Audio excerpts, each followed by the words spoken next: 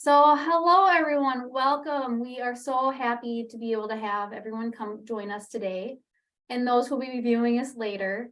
I am Catherine Stanley. I am the AirTAP program coordinator for the AirTAP program. And before we get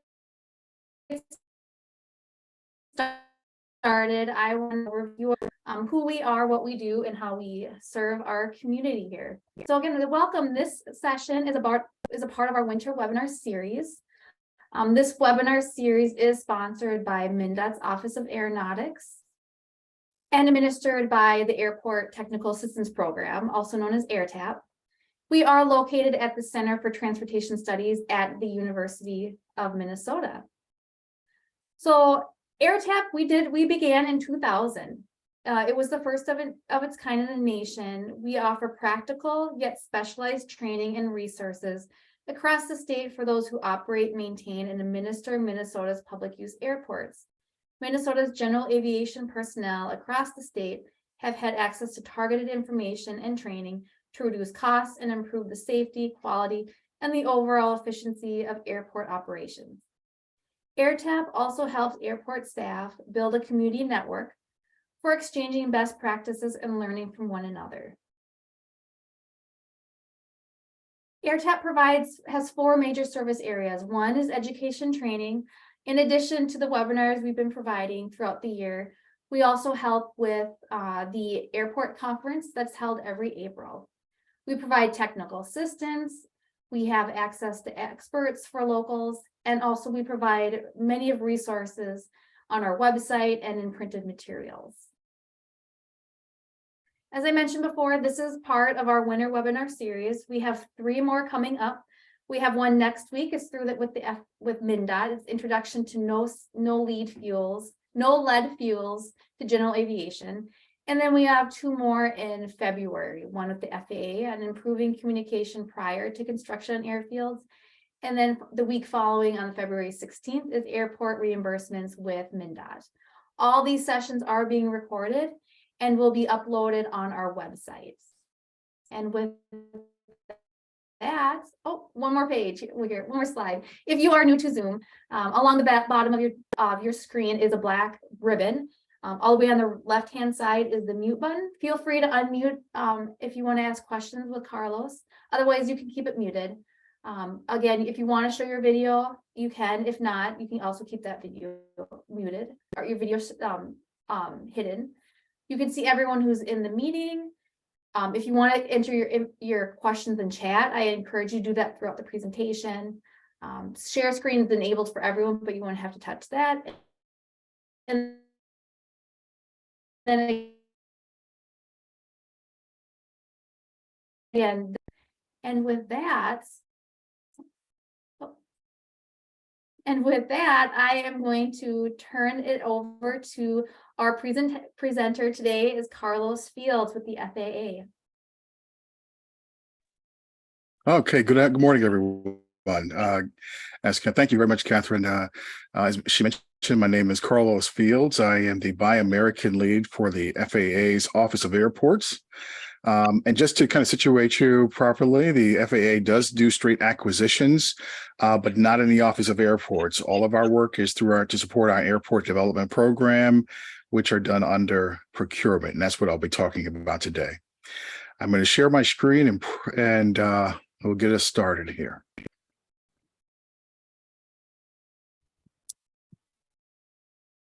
All right, great.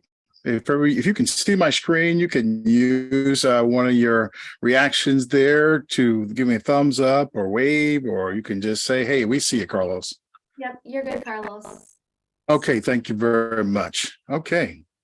All right. So as I mentioned, the Office of Airports at the FAA does issue waivers by American through our airport improvement program.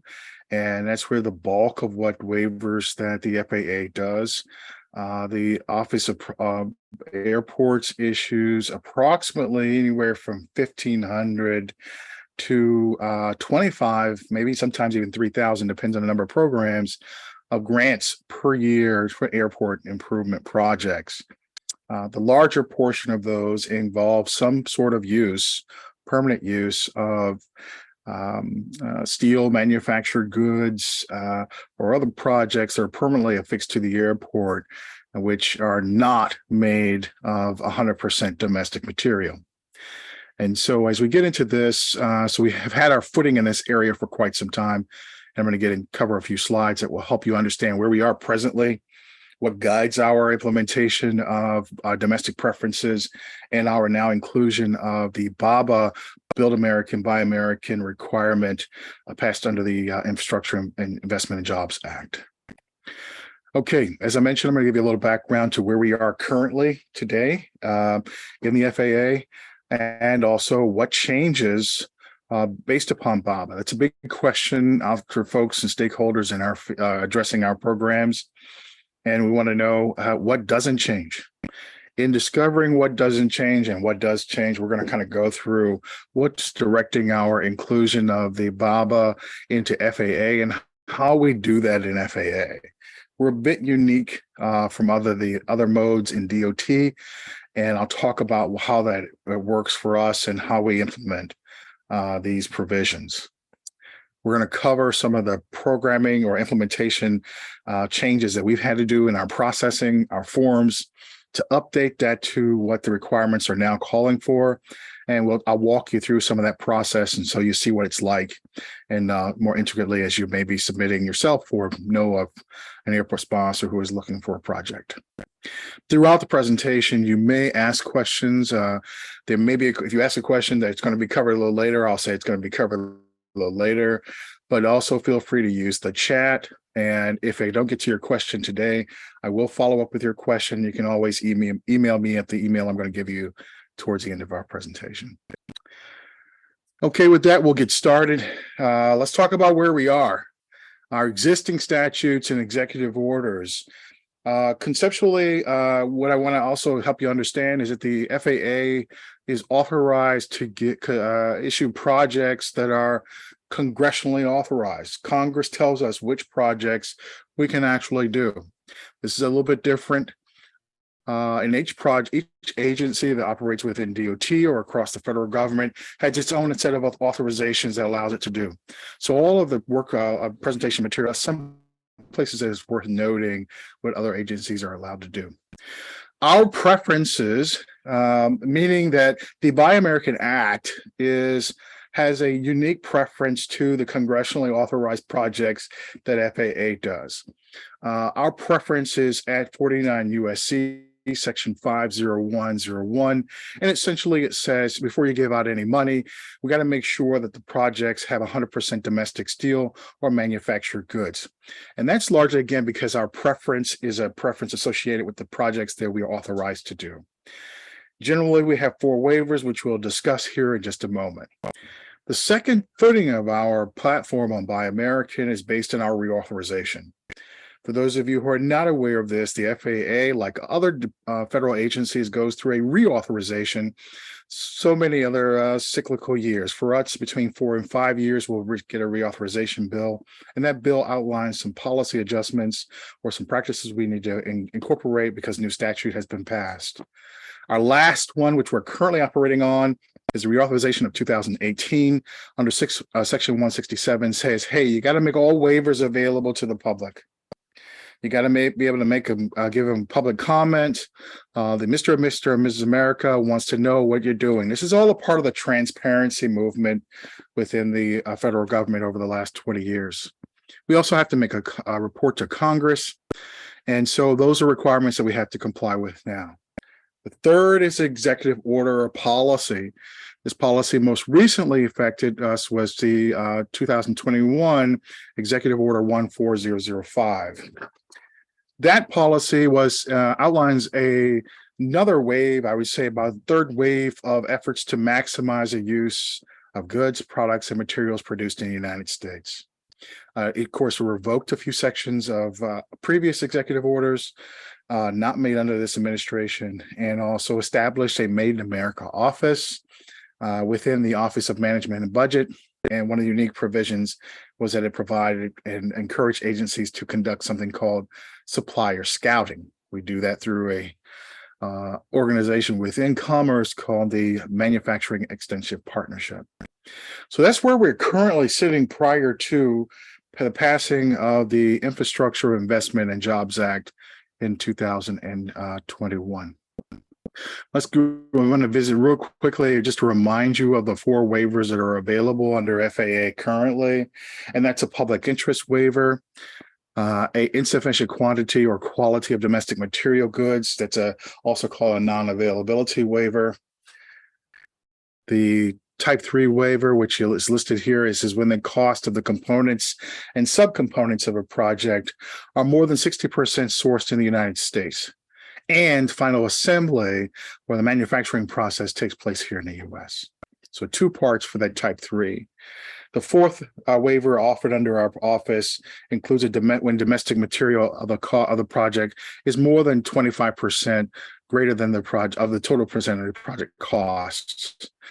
That's also called unreasonable cost. I caution folks here is that this is not a coupon for the federal government. You're not saving dollars, and this is not the basis of the Type 4 waiver. It's really based on unreasonable costs. It prevents the federal government from being gouged from an unreasonable cost or prices of particular products or materials. All right. Let's visit real quickly with this extension partnership I mentioned under Executive Order 14005. Before we grant the use of any non-domestic project, Congress simply wants us to be able to search the United States very thoroughly to make sure that there's not either one of the following.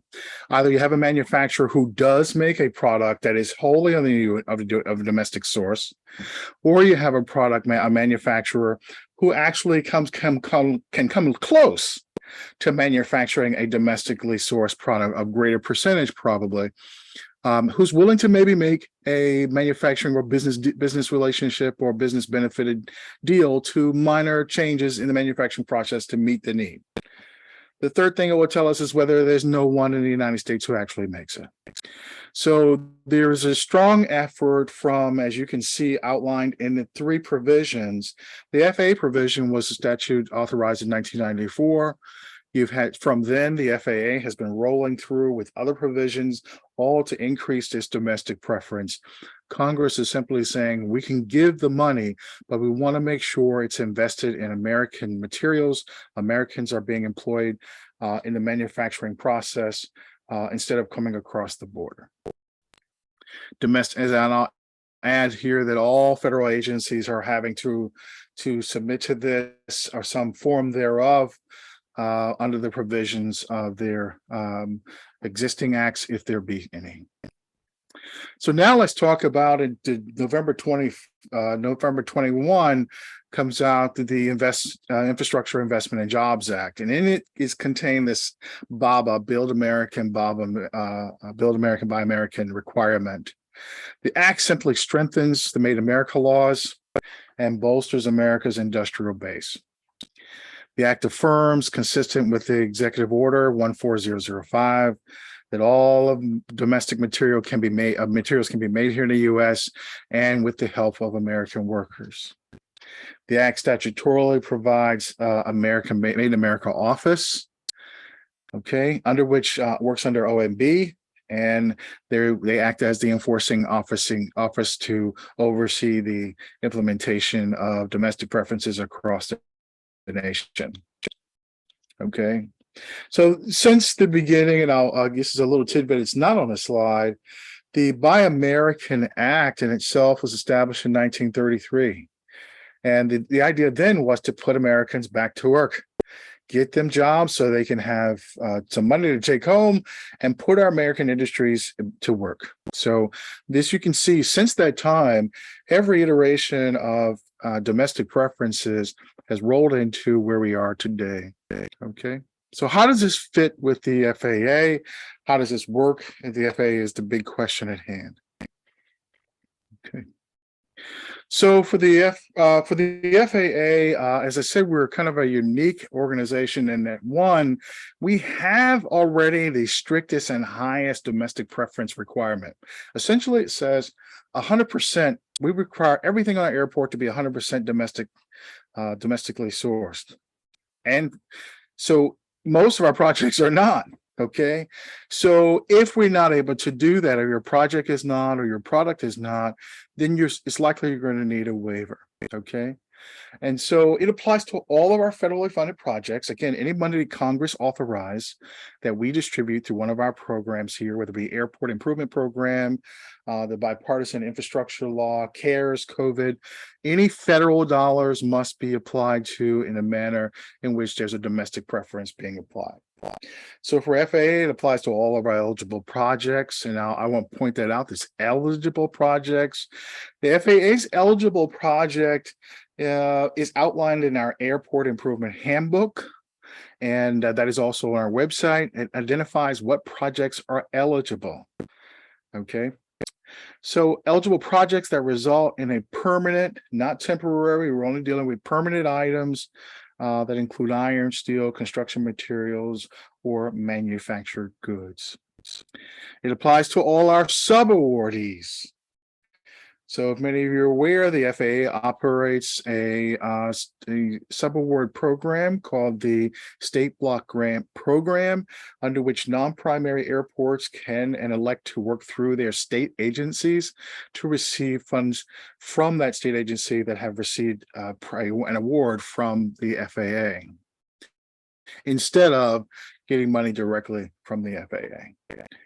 Okay, so it applies to them as well. It applies to all FAA's nationwide waivers. That means waivers that can be applicable to any airport. And the FAA has been issuing these waivers for quite some time. We initiated that as a convenience to many of our manufacturers of standardized equipment that were required based on our safety standards and building standards for certain of our projects. For example, runways that have lighting have to have a certain type of lighting. Runway information systems like lighting X's or lighted X's, or even the navigation material has to be done in a particular way. So those are standard across the board. There are nuanced projects that we do are based on the unique circumstances of the airport, and generally we don't give nationwide waivers to those because there are so many ways to accommodate that. And but we do issue nationwide waivers to issues of national priority, and we consider those too. And so we'll make those easier for people to be able to receive and reduce the amount of time it takes to get their waiver. Otherwise, you'll have to end up getting a project-specific waiver for that. So the Act also makes clear that preferences apply to the extent that a domestic procurement preference does not already exist. So as I said, in 1994, the FAA has been operating, or since that time, the FAA has been operating with a set of domestic preferences that had 4 waiver opportunities underneath of it. So the FAA has already had in place a domestic preference. And as I also mentioned earlier, of the DOT agencies, we had the highest requirement of all. So for us, the implementation of BABA meant incorporating areas that we didn't have covered that BABA is now requiring. Okay, so it's not a revamping. It doesn't subtract our program at all. It doesn't change our statute. It doesn't expire or revoke our statute at all. It's now being incorporated. So the difference here, as you note, is that BABA makes only 3 waivers available. It makes the public interest waiver available, a non-availability waiver available, and the inclusion of iron and steel under that unreasonable cost waiver. So I mentioned earlier that FAA has 4 waivers available. The one that's missing from this group is our Type 3. This is the area where we do most of our work. Most of our projects are accommodated if they're not 100% domestically sourced, are issued a waiver under the Type 3 program. That's where the cost of components and subcomponents is more than 60%. As you can see, BABA says it needs to require at least 55%. And our waiver also calls for final assembly to be here in the United States. So as you can see, the FAA has already been implementing a much higher and stricter application of domestic preference. We do not have to roll back our standard. We will maintain it as it was established for us in 1994. Okay. So to help federal agencies begin to implement, offer them guidance on the implementation of BABA, the Office of Management and Budget issued a memo in April in 2022 that essentially clarified how to implement it based on your agency. Okay. And there were some things that the FAA has already had in existence, its own domestic preference for a number of the materials covered in our project. In our projects, then we only had to incorporate some portions of it. Okay, it outlines the types of waivers that can be considered, and all of these waivers weren't applicable for the FAA based on our projects, the manner in which we give them. I'd also preliminary guidance on what is called construction materials. I say that by nature of the statute were identified specifically and called out specifically. It also, the guides memo also, one thing in addition to other things, it also it gives examples of what should be included in a notice of federal opportunity and also award terms. Again, most of this material has been done by the FAA for quite some time. So let's talk about some things that BABA does not change.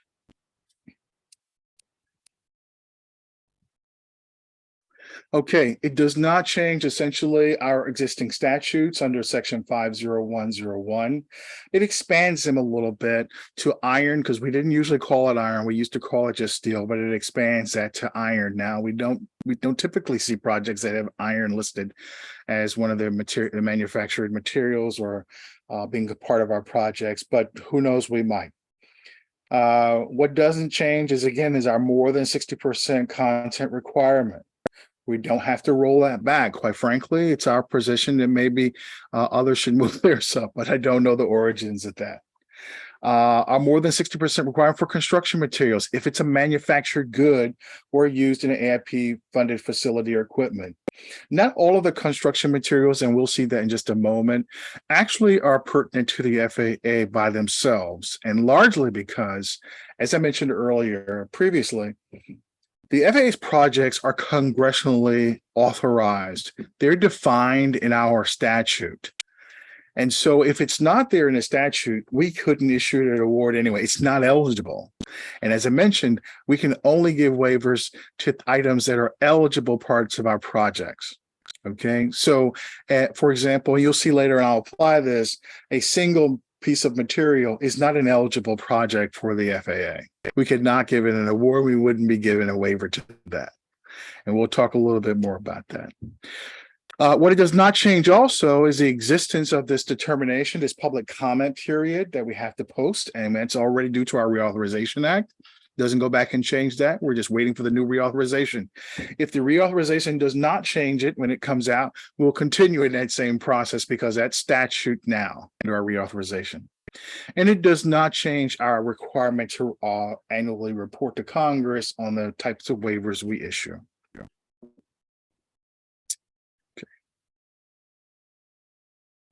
Also, what does not change: the certification to comply with FAA by American preference requirements. This is outlaid in your federal contract provisions that are being made a component thereof within the procurement packages. You still have to certify that they're going to meet by American requirements. We still require certain documentation for the FAA. It's a content percentage worksheet and the final assembly questionnaire. That's how we do our business here. It's how we examine and make a determination of whether a project meets by American requirements. I'll walk through that as a process a little bit later. We still require that approved waivers must be open to the public and industry comment for 10 days before becoming effective on an award. An approved waiver by FAA has to go through this process. That's per our statute under reauthorization. Goes on there for 10 days. On the 11th day, comes off.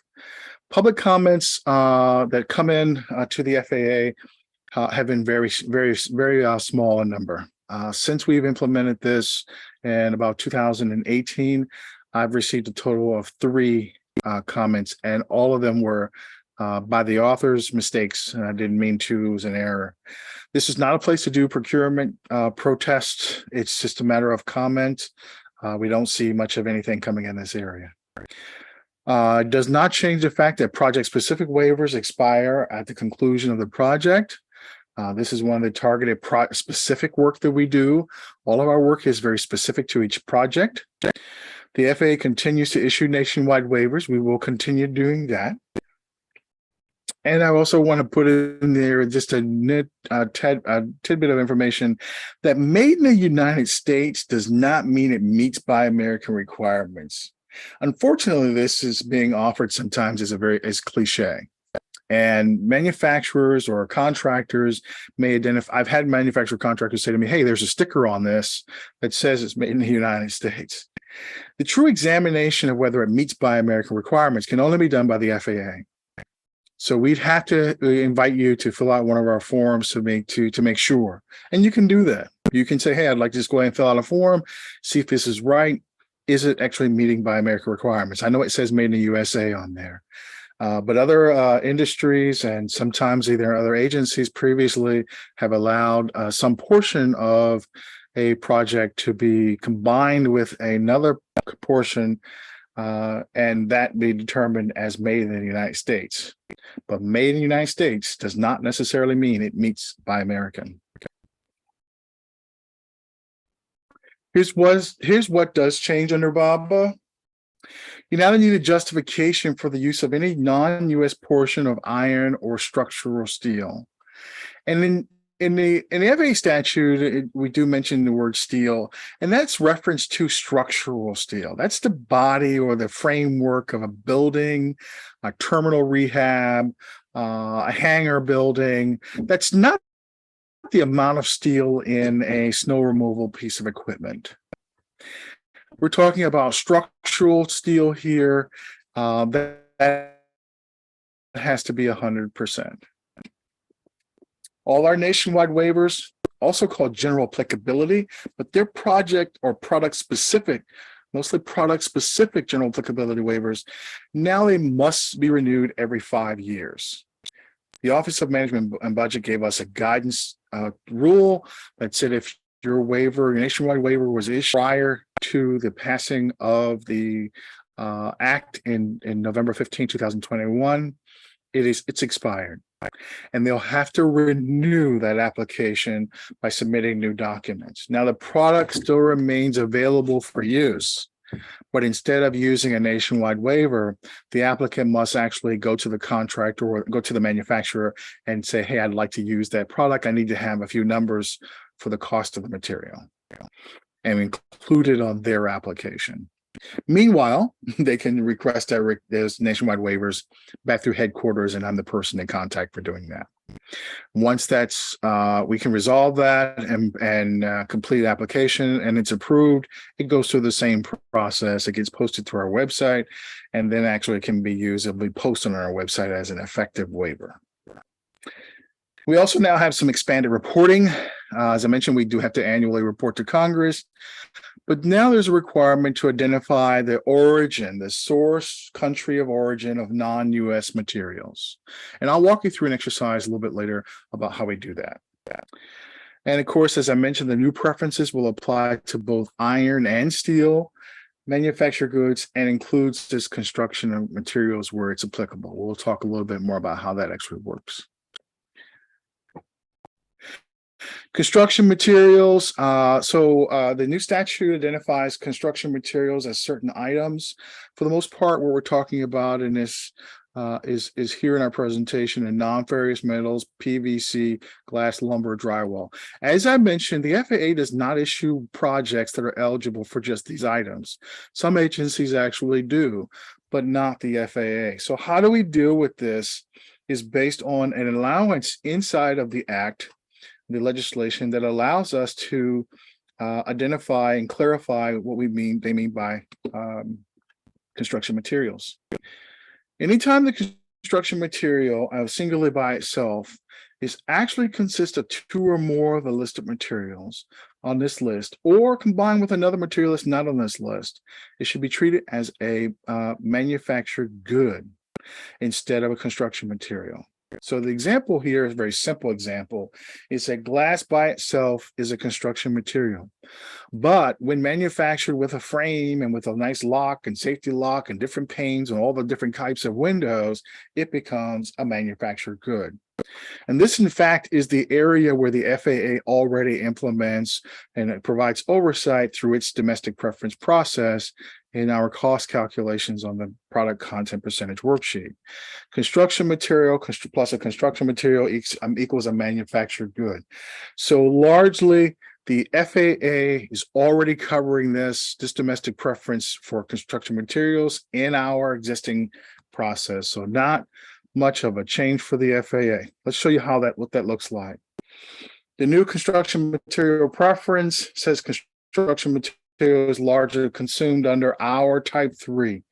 We already have a type 3 version of this. And as I explained, it's a review of component and subcomponents in the final assembly process. And this is what it looks like really on illustration. We've examined 3 different levels of materials: the final project or product, the material level 1, which we call a component, and material level 2 is a subcomponent. And in this illustration, although it might be a little bit hard to see, I've identified several different types of projects that we offer here at the FAA. Vehicles, buildings, runways, equipment, and some other types of vehicles. Generally, a vehicle is going to include several different types of components: an engine, chassis, some sort of controlling mechanism, a cab. Sometimes we see that. These are really based upon how the manufacturer makes the vehicle. We don't tell you how to make the vehicle, and we don't presume to know how you make every vehicle, but there's certain things we're looking for. The subcomponents on this might be the windows, the steps, the wiring, the radio, okay? And there are other materials that are below those levels that we're not necessarily interested in looking at individually. We want those things combined back into the parts, the component where they belong. For example, let's take an engine. We all know that engines have either, well, they could, the old ones, soon to be relics, have pistons, they have spark plugs, they used to have carburetors. Those items would be items that you put into the engine. So we know whatever the engine cost, whatever type of engine you have, and it's a battery pack later for an electric vehicle or propulsion system, that's going to be wrapped up into that larger component. We do not need to see the small intricate things that are below the material level 2. This is again how the FAA actually implements this domestic preference, this standard that we have, and it's the highest one out there. Again, this section of IIJA, which allows us to continue to do that, still strengthens the produced in the United States requirement. Manufactured products must be manufactured in the U.S., meaning all parts and all processes must be completed here. It applies to all components and subcomponents of the project. And again, we have a stricter application at standard of more than 60%. So you have the concepts really about how the FAA currently operates, how they're going to include BABA. Theoretically, the principles of things that don't change, the principles of things that will change. So you have this as a precursor now and understanding. It should be your conceptual foundation on how we move forward with implementing day to day these provisions. And that's where we'll move to next.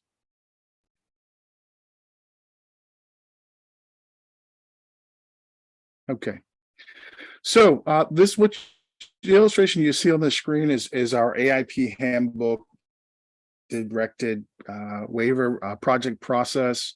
There's a formulation process, planning, project approval, their grant awards may be issued earlier, but then there's this, meanwhile, there's a procurement process going on.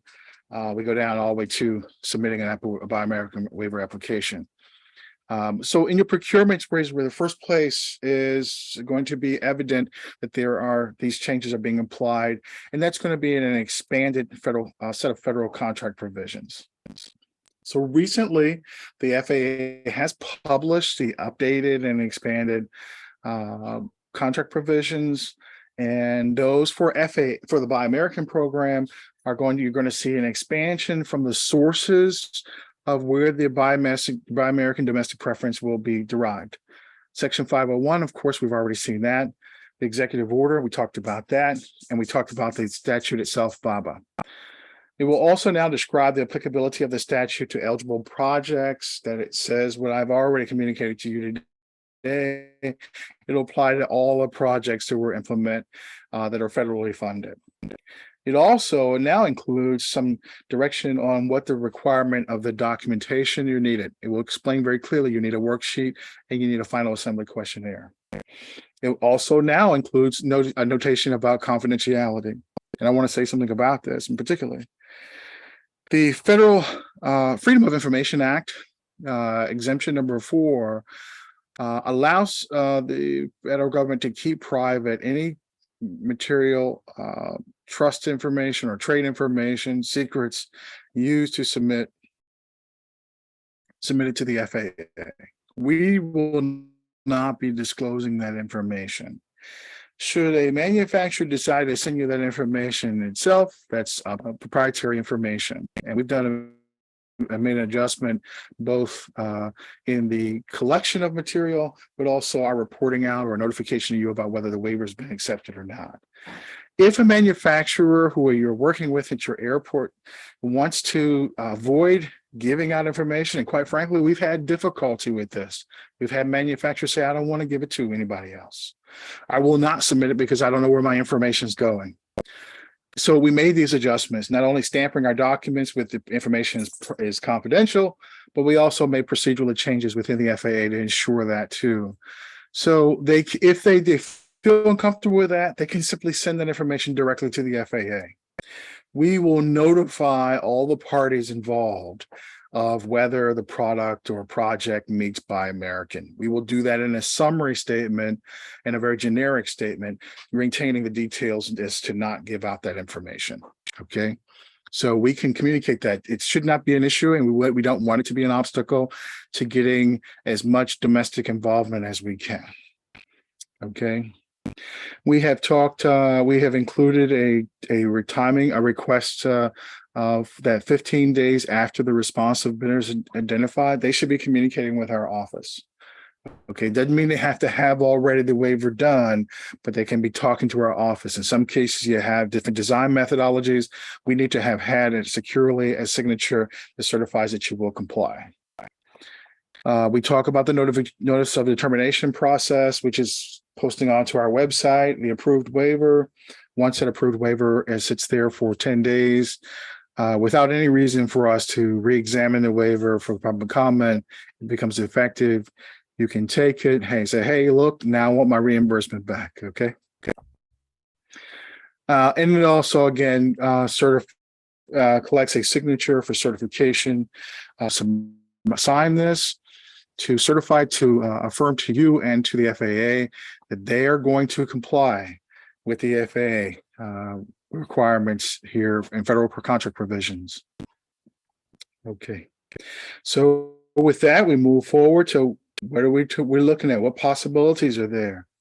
So there are 3 minimum requirements to issuing waivers. Now, OMB gave us this, and we kind of said, oh, duh, we already do this, right? The FAA already gives time-limited waivers. They're all targeted, and they're all conditional. Now, we did enhance the time limit when it comes to nationwide waivers because they used to. Some nationwide waivers were for 5 years, and some others were continued. They did not have an ending date. Well, now they all will have 5 years. And secretly, well, not so secretly, I should say, the FAA has already been contesting that and thought about doing that several years prior. We just hadn't gotten around to doing it. But we're concerning with ourselves whether the market changes should be accurately reflected in documentation. And this 5-year renewal allows that to happen more precisely. Targeted, yes, all of our work is targeted either 1 or 2 ways. Our projects are cut up into 2 categories: equipment and buildings or surface construction. Okay, construction here is not identified as a verb because it is a category of projects that we actually implement. Okay, It's not a verb. It's just a category of projects. The other category being equipment and buildings. You can be certain that if a terminal building project is considered an equipment and building type project, not construction because they're constructing a terminal. Okay, so just think about and remind yourself of that. Conditional because they're all required to be attached to your grant award conditions and or special conditions. I can't violate this and keep the project. So you must, as a condition of the award, be able to fulfill the requirements of Buy American. So let's talk a little bit more about principally how we actually implement this. And again, we use a two-sided configuration. This is actually an area of view of my brain actually at work. We review the content percentage worksheet, the final assembly questionnaire, and on the final the worksheet, we're looking at cost and materials. We exclude labor here and also retail markups. We're only looking at the cost of the material. That's it, of those components. We're not looking for your labor costs. Please exclude those. So the number you give us for this worksheet is not going to be the same as the bid amount, because the bid amount probably includes labor. It may include retail markup. And again, we're only looking at the final product, the component, and subcomponents. It should not be a 32-page document unless you have a very gigantic Jolly the Green Giant type of project. The other thing we do on the other side is to review the questionnaire. We use these things again in tandem to see what your manufacturing process has done. Does it involve workers? Are they getting skilled? Are getting use of skills? Or is there tools? We look at the time they was engaged in this. And here we want to get an estimation of what your labor cost for manufacturing was. So we use these two together. These are used in tandem for us to make a determination of your projects meeting the requirements. All right, as I said, regardless of what type of project you're going to be doing, it's still going to be two minimum documents, the content percentage worksheet and the submission of the final assembly questionnaire. This gives you a little view of the entire process. Here you see the contract revisions. We'll have a signature of this.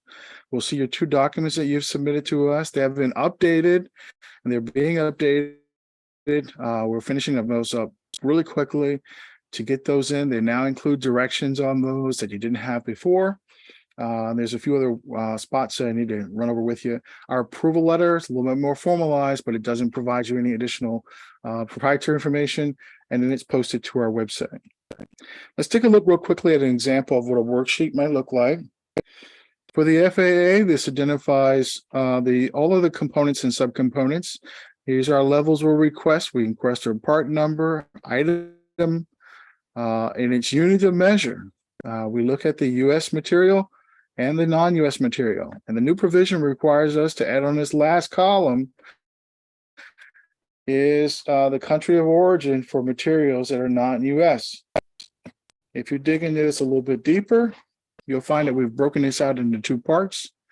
Never mind, it is available for you for external use. We break apart the components. We take a look at that. Does it make sense? What's on here that shouldn't be and what's not on here that actually should be? Vehicles, if you're talking about vehicles, there shouldn't be tires on here. And the reason why is because tires are a petroleum-based material, sourced from petroleum-based materials, and those are on the Federal Acquisition Regulations exclusion list on 25.104. I have it clearly identified on this slide of items that are not found in the U.S., which means it's excluded from Buy American. And as I mentioned earlier, if it's not eligible, it's excluded. We don't look at it. So we don't want to see tires. We'll see your chassis, your framework, but we're not looking for tires. And if you have tires on there, you can't put the cost on there. That changes your cost. Next thing after materials, we look at the cost. And as you can see, how we look at and examine this, the unit price you put in here for one of these products is an example of one item being purchased is $420,000, comes from $355,000 of the U.S. and $65,000 of the non-U.S. These numbers should coincide down for each one of these components as you give us and indicate for us what country or source country that comes from. If you don't know the country, guess what? It's non-U.S.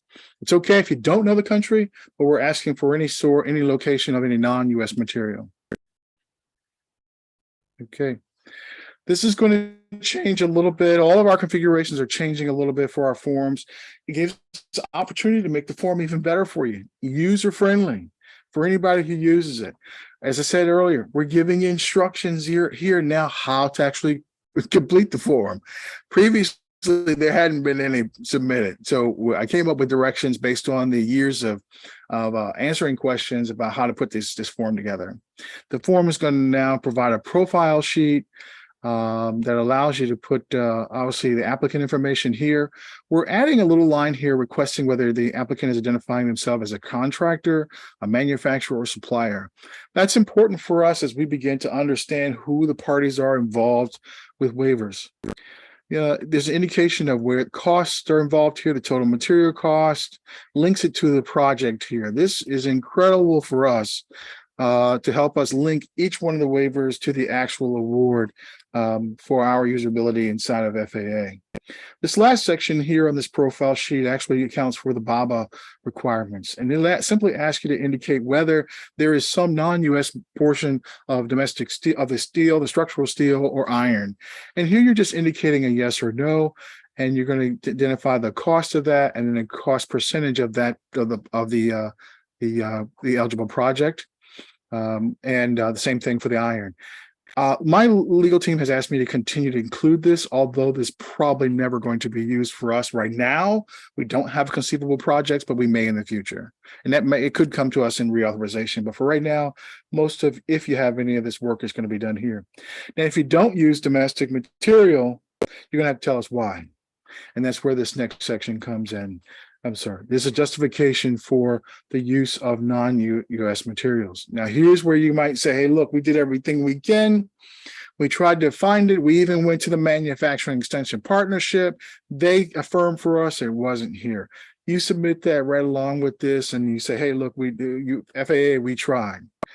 Okay, we're going to help try, but you got to make an effort to be able to, your project contractors must make an attempt to locate that too. And then they're essentially going to tell us about that. We will be using this information in our approval letter that will be public faced that says, oh, here's what the efforts we did, but we weren't able to find any. There's a signature and then some boxes the FAA will fill out. Summarily, again, there's only 4 sections. This profile sheet that you have to fill out. This helps us track and manage our projects a lot better. And as I said, the justification area, efforts to locate, secure your source of construction materials that were non-US. Okay. And that can be whatever. It can be market research you've done or what have you. So now this is combined on a form instead of me having to answer individual questions by attorneys above my head. All right. The final assembly questionnaire explains how the components and the subcomponents were manufactured into the final project. It's not the snapping together of items, and I simply have gotten that in the past. This is an explanation of the manufacturing process. We identify the components and subcomponents you put on the other form. Hey, we put this together, and this is combined, and we get this from a third item. If you're getting a third-party item or a vendor submits a product to you, you don't have to exclude the labor and putting their subcomponent in. You're only excluding the labor of yours to the final project. The cost that you pay for that third-party item is just your cost of doing business. It does not have to go that far to dig out labor costs on that. It's already going to be included in our cost calculation. And again, it asks for an estimate of labor cost involved in the manufacturer. This is an illustration of your manufacturing process. This is the use of some materials that get combined into subcomponents and components. And of course, the FAA's manufacturing process, it must include quality control. You want to make sure you've tested it before it actually is supposed to be used on one of our airports. You got your worksheet, you've got your final assembly questionnaire all done. You submit it over to the FAA. We write you an approval letter.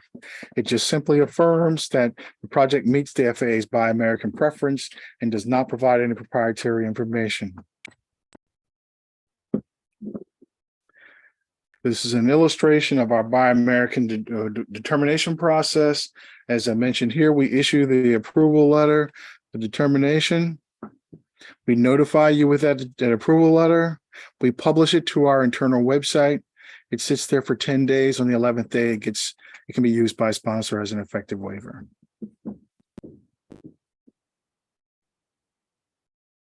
This is an illustration of that process. What you will see within those 10 days is this letter right here down in the right-hand side is a template. The information we collect internally, we will put into a system that generates this letter, and it will be the letter to the world. Essentially, it says the FAA is issuing a waiver or type of waiver to this recipient for a project at a particular airport. And in 10 days, nothing happens, it comes down. And you'll see it here. If you're registered to our ARP Buy American Requirements webpage, you can receive updates on that when that occurs just about weekly. And the finals will be posted here in the respective list as project-specific waivers or nationwide waivers. There are a number of resources available to you if you are applying or you need help and assistance. Not only could you go to your FAA field office, who is working directly with you with the project, but you can submit documents to headquarters for courtesy review. We do have a few fact sheets that we'll be posting out on our webpage. You'll be able to do direct downloads from our webpage of those documents. As I mentioned earlier, this is a subscription. The presentation and the meetings you want me to attend, like this one, the FAA will consider, and the MS Teams Buy American is demo, and that's for internal folks, actually. As I mentioned, we do have a number of resources that were developed to help you understand any nuances. You'll see some changes here in our website here pretty soon. Paragraphs going to be changing up here. We're going to include the references for the statute. This Form 143, which you may have come to be using as a construction project percentage worksheet, will go away. We're going to use one content percentage worksheet instead of the two options, and of course the final assembly questionnaire. And again, most of this information will be available through our website, so there's going to be more added to the website, as well as the fact sheets will be down here in related resources, and also ways to be able to contact me, which is directly here at the Questions About Buy Americans, and that's my email address. So that concludes my presentation of how the FAA will implement the BABA requirements of domestic preference, and I'm certainly open for questions if you have any. Any questions, anyone? Feel free again to enter in the chat or unmute yourself.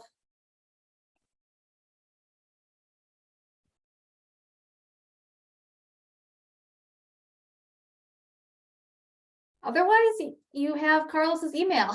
So if you end up coming across questions as you work with these new tools, don't hesitate to reach out to your FAA representative. Carlos, thank you so very much for doing the presentation today. Oh, It's my pleasure. like we got something that came in the chat. Okay, what we got here? Let's see. Question from Ryan. If we're currently going through the waiver process, will we have to redo the process and with new steps?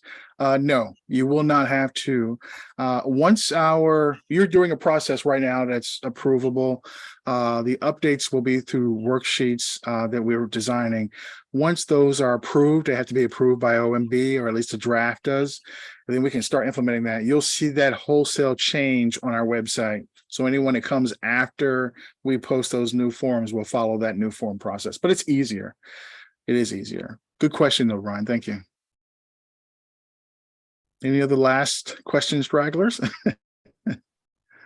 Don't be shy. Do not be shy. I'm here to help. I know people say that all the time. The government's here to help.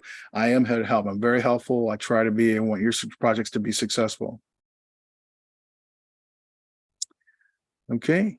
Okay, well, again, thank you. You know how to reach me. Everyone. Okay. Yep. As I said, the session was recorded, so if anything comes up in the meantime, and And don't forget to register for our airport conference coming in at the end of April. Registration will be opening in a few weeks. So I expect to see everyone there. FAA will be there. They're gonna be there the entire time. So as you start getting used to this new process, you will probably come up with questions. So hopefully I'll see everyone in April. So again, everyone, thank you so very much for this session today and for attending. And I hope you have a great day. Take care, everyone. Bye-bye.